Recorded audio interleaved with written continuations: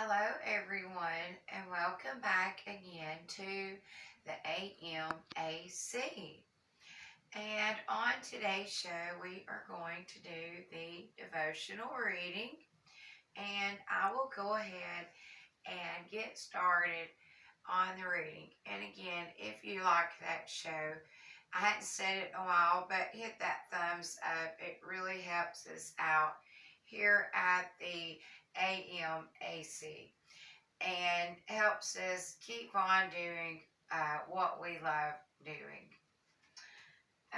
Okay, everyone, so I'll get my glasses on here. And this is going to be from John 13:7. You do not realize now what I am doing, but later you will understand. John 13:7. In this life, we have an incomplete view of God's dealings, seeing His plan only half finished and underdeveloped. Yet once we stand in the magnificent temple of eternity, we will have the proper perspective and we will see everything fitting gracefully together. Imagine going to the mountains of Lebanon during the reign of Israel's great King Solomon. Can you see the majestic cedar? It is the pride of all the other trees and has wrestled many years with the cold north winds.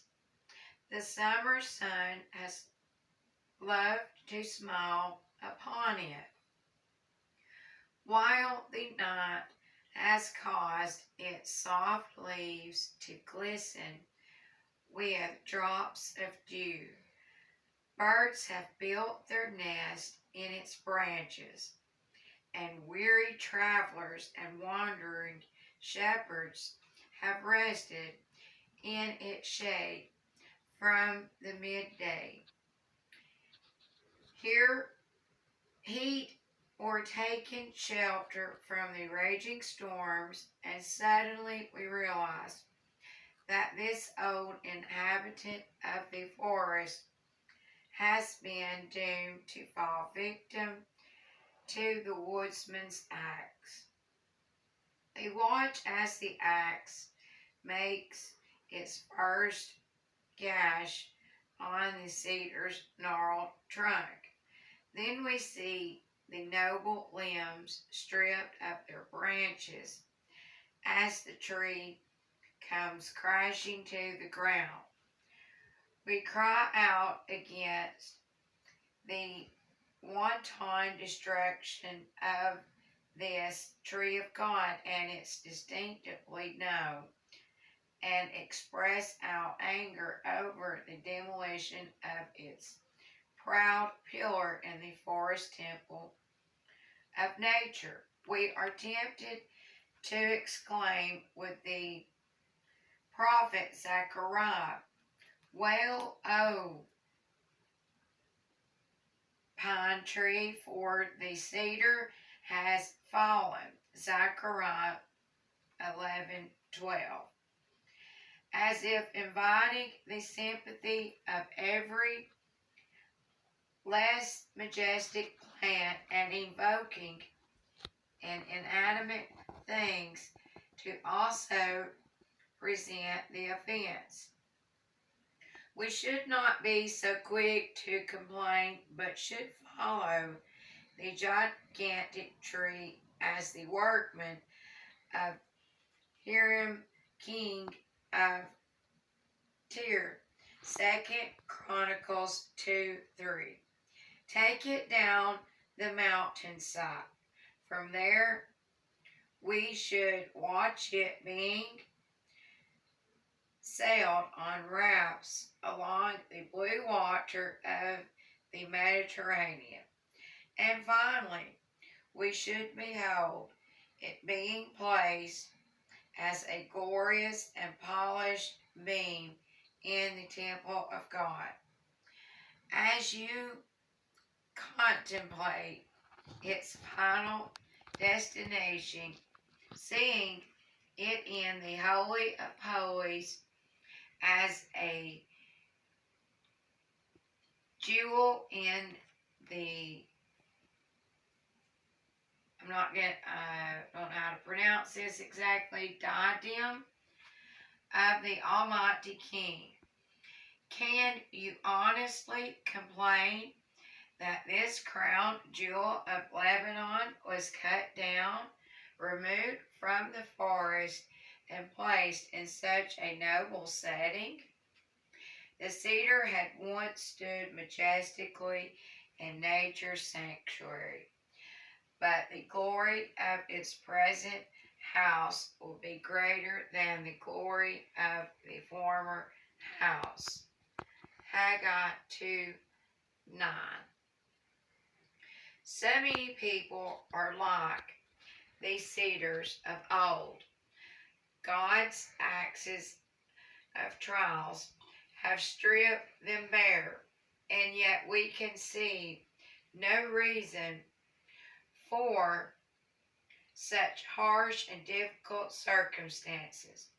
But God has a noble goal and purpose in mind, to place them as everlasting pillars and rafters in his heavenly Zion. And he says to them, you will be a crown of splendor in the Lord's hand, a royal diadem, that word again there, in the hand of your God. Isaiah 62:3.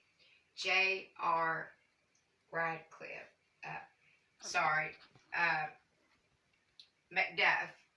Apologize. Okay, and then this is really short here. I do not ask my cross to understand, my way to see.